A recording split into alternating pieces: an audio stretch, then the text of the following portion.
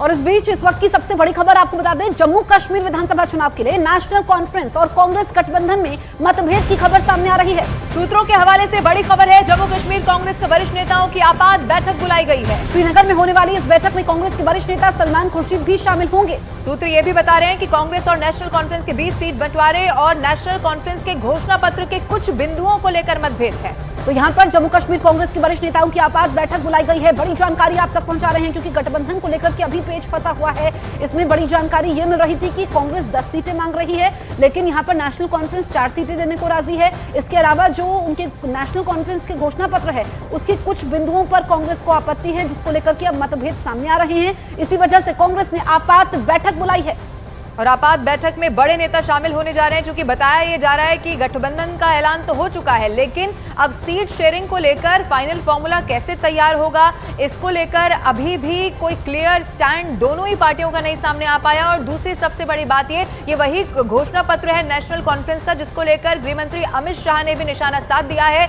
और कांग्रेस से अपना स्टैंड इस घोषणा पत्र को लेकर भी क्लियर करने को कह दिया है।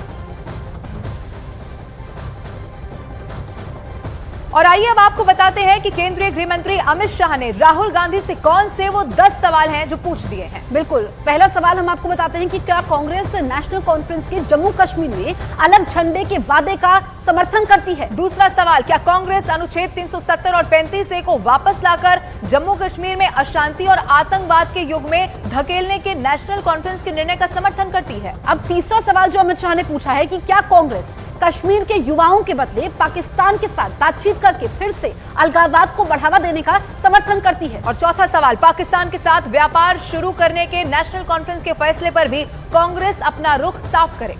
क्या कांग्रेस आतंकवाद और पत्थरबाजी की घटनाओं में शामिल लोगों के परिवार वालों को फिर से सरकारी नौकरी में बहाल करके आतंकवाद, दहशतगर्दी और बंद के दौर को लाने का समर्थन करती है? ये पांचवा सवाल पूछा है। और छठा ये कि क्या कांग्रेस चाहती है कि शंकराचार्य पर्वत तख्ते सुलेमान और हरि पर्वत कोए मारन के नाम से जाने जाए। सातवां सवाल ये पूछा है कि क्या कांग्रेस दलितों, गुज्जर, बकरवाल और पहाड़ियों के आरक्षण को खत्म कर फिर से उनके साथ अन्याय करने के नेशनल कॉन्फ्रेंस के वादे के साथ है। और आठवां सवाल, कांग्रेस जम्मू कश्मीर की अर्थव्यवस्था को एक बार फिर से भ्रष्टाचार की आग में झोंककर पाकिस्तान समर्थित गिने चुने परिवारों के हाथों में सौंपने का क्या समर्थन करती है। अब नौवां सवाल ये पूछा है कि क्या कांग्रेस पार्टी नेशनल कॉन्फ्रेंस के जम्मू और घाटी के बीच भेदभाव की राजनीति का समर्थन करती है। और आखिरी और 10वां सवाल ये कि कश्मीर को स्वायत्तता देने की नेशनल कॉन्फ्रेंस की विभाजनकारी सोच और नीतियों पर कांग्रेस अपना रुख साफ करे। तो ये 10 सवाल पूछे हैं, इसी वजह से अब मतभेद की खबरें सामने आ रही हैं।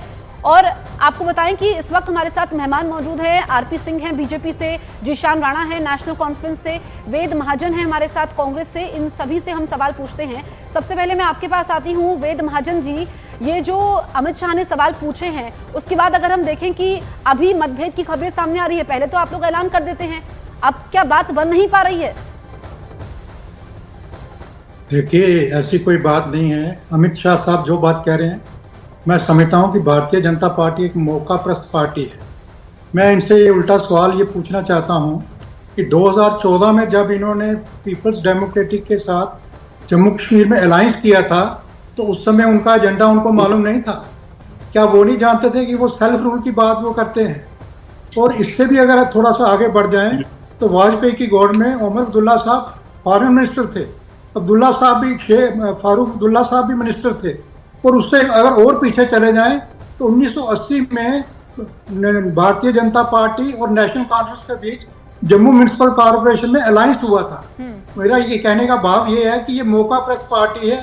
जब इनको लगता है कि ये पीडीपी ठीक है तो ये इनसे समझौता कर लेते हैं। रही हमारी बात, देखिए हमारा एक अपना एजेंडा है, कांग्रेस का अपना एजेंडा है, नेशनल कॉन्फ्रेंस का अपना एजेंडा है। और अपना एजेंडे कि ये मायने नहीं कि हम कोई उनका एजेंडा मार रहे हैं या वो हमारा एजेंडा अपनी जगह पे है।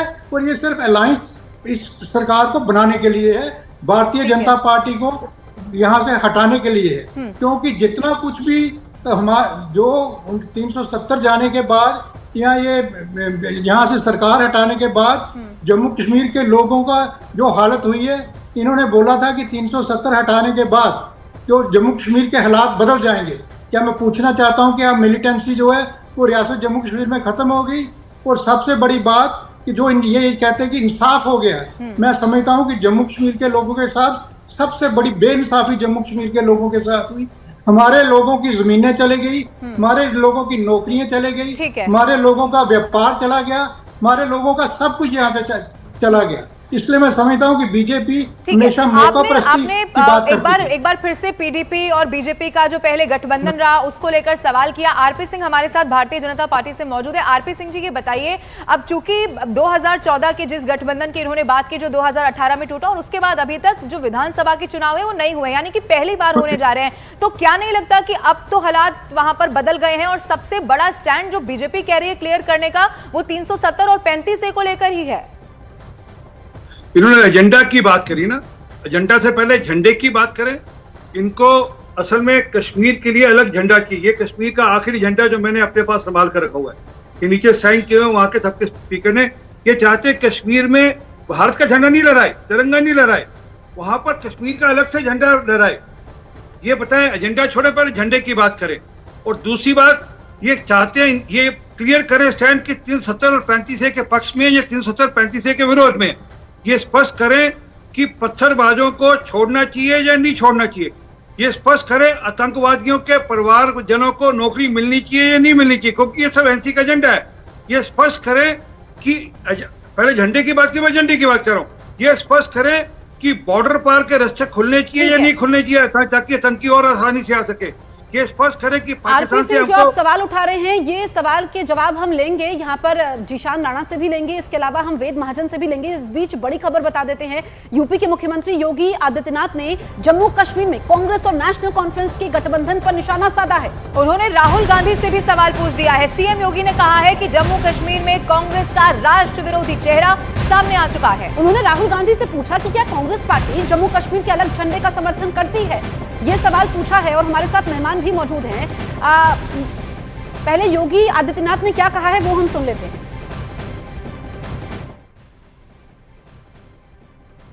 श्री राहुल गांधी से पूछना चाहता हूं कि क्या कांग्रेस नेशनल कॉन्फ्रेंस के जम्मू कश्मीर में फिर से अलग झंडे की घोषणा का समर्थन करती है? क्या राहुल गांधी और कांग्रेस पार्टी धारा 370 और आर्टिकल 35A को वापस लाकर जम्मू कश्मीर को फिर से अशांति और आतंकवाद के युग में धकेलने के जम्मू कश्मीर नेशनल कॉन्फ्रेंस के घोषणा का समर्थन करती है? ऐसे महत्वपूर्ण चुनाव में इंडी गठबंधन की जो नेतृत्व कर रही है कांग्रेस ने Abdullah and sons family private limited की नेशनल कॉन्फ्रेंस के साथ गठबंधन करके फिर से अपने राष्ट्र विरोधी मंसूबों को देश के सामने रख दिया है।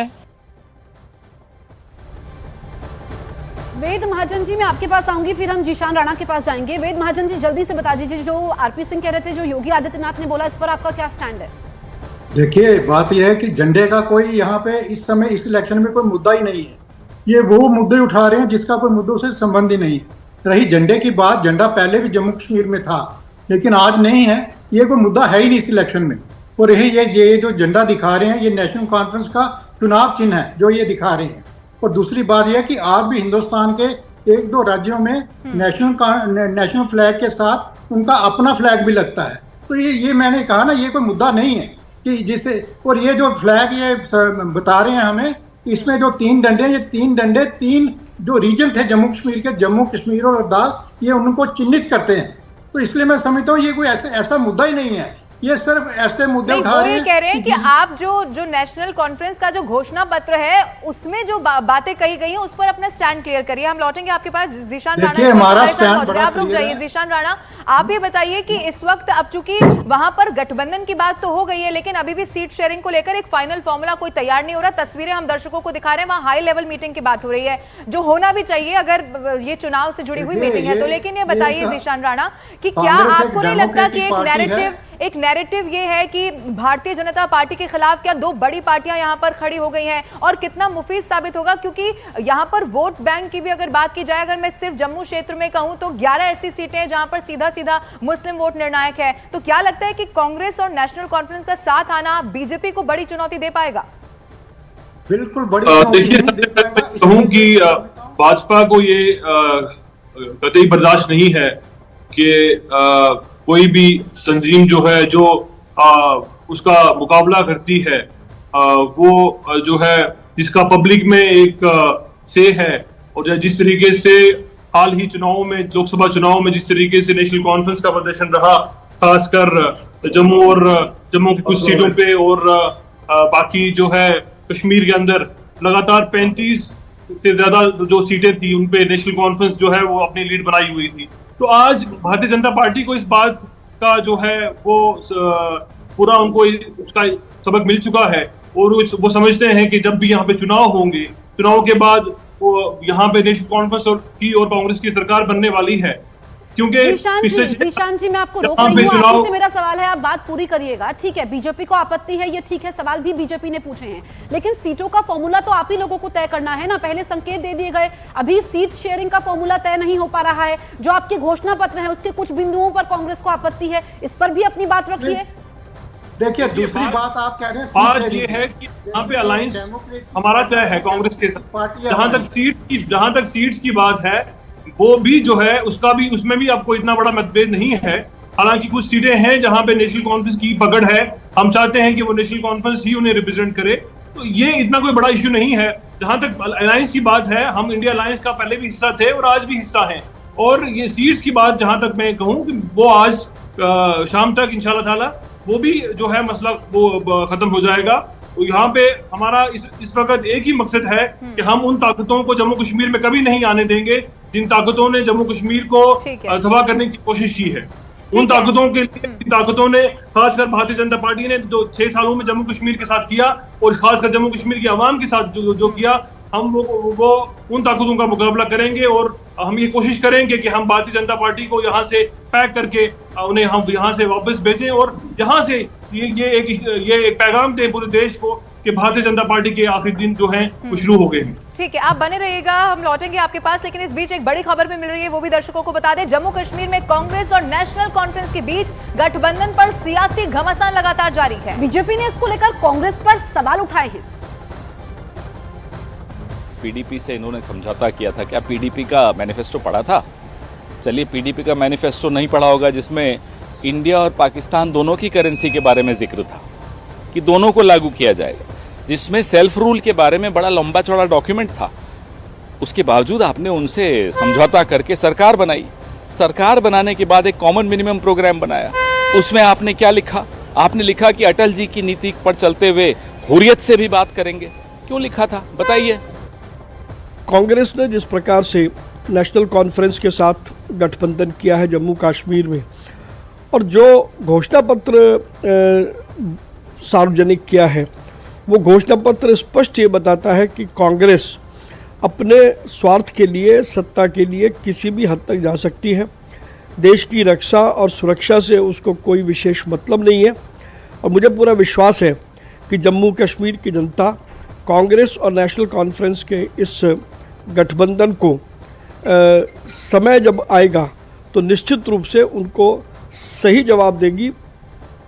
तो खास मेहमान हमारे साथ बने हुए हैं वेद महाजन जी। अब आप ये बताइए, बिल्कुल छोटा सा जवाब मैं आपसे चाहती हूँ कि क्या ये जो गठबंधन हुआ है सीट शेयरिंग को लेकर कोई बात बिगड़ तो नहीं जाएगी आगे चल के? नहीं, बिल्कुल नहीं बिगड़ने वाली बात, सब कुछ स्मूथली यहाँ पे चल रहा है, और मुझे लगता है कि एक आध दिन में आप बिल्कुल ये अनाउंसमेंट हो जाएगी। और रही छोटी मोटी बातें, देखिए जब भी सीट शेयरिंग होती है तो छोटी मोटी बातें होती हैं, लेकिन इसके मायने ये नहीं, ये मैं समझता हूँ समय की कमी है। आरपी सिंह जी, छोटा सा कमेंट आपका आखिरी में। मुझे सर इतना ही कहना है कि कांग्रेस वाले ये बताएं कि क्या वह फारूक अब्दुल्ला के उस बयान के साथ है जिसमें उन्होंने देश की सेना पर प्रश्न उठाया, कि कहा कि देश की सेना पाकिस्तानी आतंकवादियों के साथ मिली हुई है। एक बात। दूसरी बात, उन्होंने कहा कि हमको चाइना की जरूरत है, चाइना कश्मीर पे आकर इंटरवेंशन करे। ये दोनों एक ही भाषा बोलते हैं, राहुल गांधी और फारूक अब्दुल्ला। राहुल गांधी ने करारनामा साइन किया था कम्युनिस्ट पार्टी ऑफ चाइना के साथ, और ये फारूक अब्दुल्ला साहब यहाँ पर बात करते हैं कि चाइना आकर यहाँ पर राज करे। तो इस बारे में स्पष्ट करना चाहिए कांग्रेस को। ठीक है जीशान राणा, आखिरी में आपसे ये जानना चाहती हूँ, क्योंकि कश्मीर घाटी में नेशनल कॉन्फ्रेंस मजबूत अपने आप को मानती है, उधर जम्मू में कांग्रेस दावा कर रही है, आपको क्या लगता है कैसा चुनाव इस बार साथ में जाने वाला है? देखिए, सिर्फ हम अपने आप को मजबूत नहीं मानते हैं, यहाँ की आवाम ने हमें ये आश्वासन जो है आवाम की तरफ से मिल रहा है, और जिस तरीके का हमारा जो परफॉर्मेंस रही खासकर लोकसभा इलेक्शंस की, हम उसी के बिहाफ पे हम ये कहते हैं कि हम यहाँ सरकार बनाने जा रहे हैं, और खासकर कश्मीर की आवाम बेसब्री से इंतजार कर सभी पार्टियों के अपने अपने दावे हैं। कुछ दिन में तस्वीर भी साफ हो जाएगी। आप खास मेहमानों का हमसे बातचीत करने के लिए बहुत बहुत शुक्रिया।